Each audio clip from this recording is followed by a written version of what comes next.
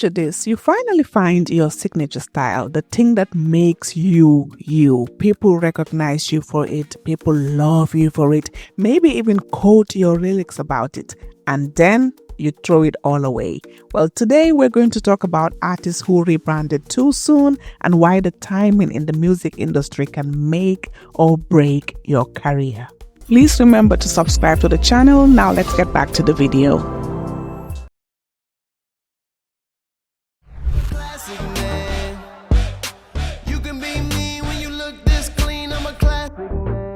Start with Jidenna. Remember 2015, Classic Man was everywhere. The song wasn't just catchy, it was a whole aesthetic. I mean, Jidenna showed up looking like he stepped out of 1920s Harlem. He stepped out of something different. He had this three-piece suit, he had the suspenders, he had the pocket watches, the hair. The man was committed to the beat and the song and everything. Even in interviews, he talked about how it wasn't just fashion, it was about bringing back black excellence, about showing young black men how they could dress like gentlemen. He had a whole philosophy around it, the dapper aesthetic that wasn't just about his look, it was him, and it worked. Classic Man peaked at number 22 on the Billboard 100. It went triple platinum. Jidenna was nominated for a Grammy. He was the dapper rapper. That was his lane and he owned it. But then something happened.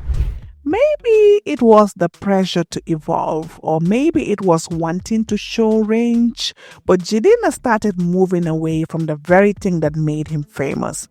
The suits became less frequent, I started to notice. The bow ties were disappearing. The pocket watches, they were gone. Now look, artistic evolution is natural. People actually grow. Artists should grow. But here's the thing. Jidenna's fan base fell in love with Classic Man, literally and figuratively. When he started dressing down, when the dapper aesthetic became less central to his image, something was lost.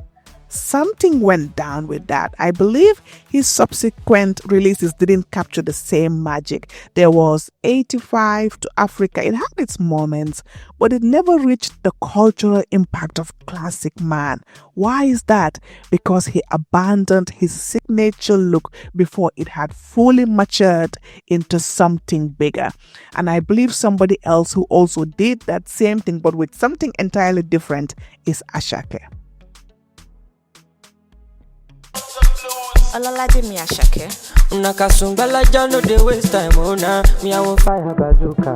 This is a masterclass. Asake is a masterclass in how a signature look can become part of your musical identity. I mean, when Asake burst into the Afrobeat scene, the dreadlocks weren't just the hair, they were the brand.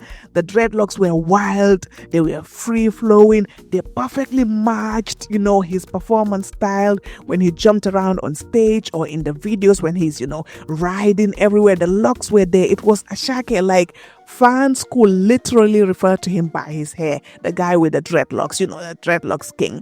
His hair became like meme material. It became part of his appeal. In a genre where image matters as much as sound, Asake had found his visual signature. And the numbers showed it as well. Mr. Money with the Vibe, everything that he did, but then he cut them off.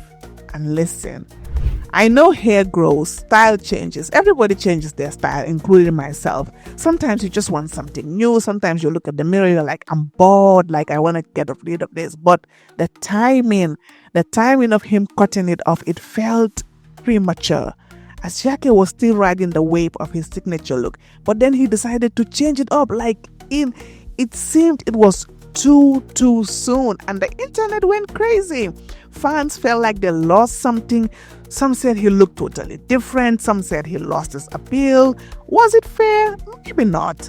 But in this attention economy that we are in, perception is reality. And don't get me wrong, Asake is still talented. His voice didn't change when he cut his hair. Nothing changed. But there was something intangible that was lost. Something you can't place your finger on. Even now, when I see him on, TikTok, or on X, there's something untangible that's lost. You know, that wild, untamed energy that the dreads represented? It feels different now. So what's the lesson here? It's not that artists should never change. That will be creative like that. You should change. Look at Rihanna. She went from, the sweet island girl to good girl gone bad. But she did it gradually. Each era was built on the last. I think the thing here is timing and transition. Your signature style, your aesthetic, your image, these things are investments. You build them up. You let them mature. You milk them for what they are worth before you pivot.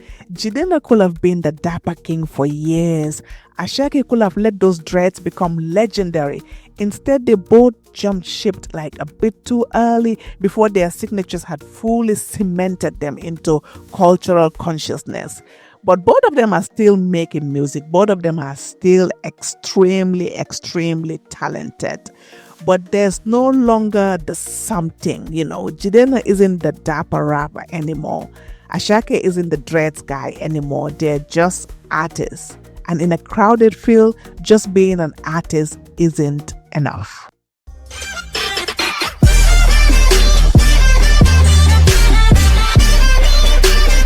Once again, thank you for watching, and thank you all to the commenters and the subscribers.